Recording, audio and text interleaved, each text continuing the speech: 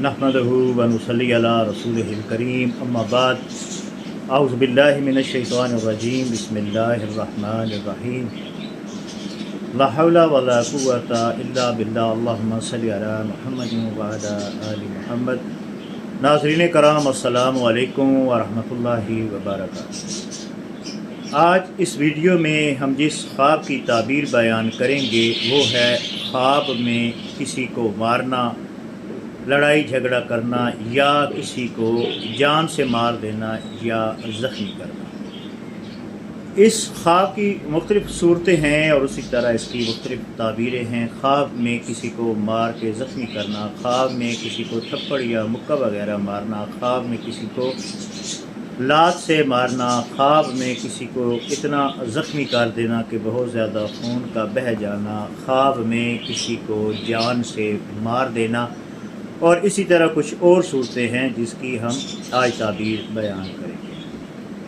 اگر صاحب خواب میں یہ دیکھتا ہے کہ اس نے کسی پر تشدد کیا ہے، کسی کو مارا ہے، اتنا مارا ہے کہ اس کا خون بہہ نکلا ہے، تو یہ اس بات کی علامت ہے کہ صاحب خواب کی عمر دراز ہوگی۔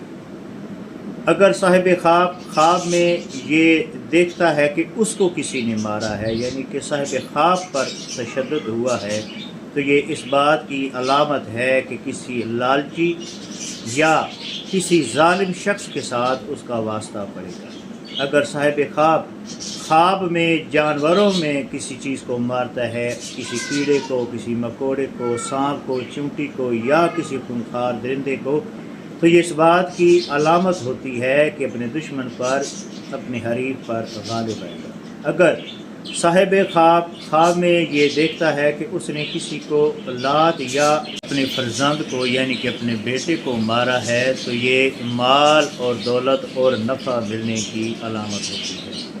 اگر خواب میں دیکھتا ہے کہ کسی کو جان سے مار دیا ہے، تو یہ مصیبت اور پریشانی یا بیماری کے آنے کی علامت ہوتی ہے۔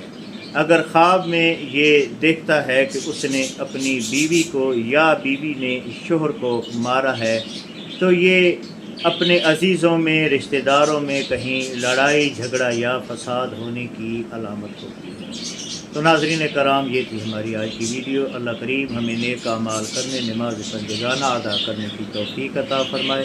واخر دعوانا ان الحمدللہ رب العالمین۔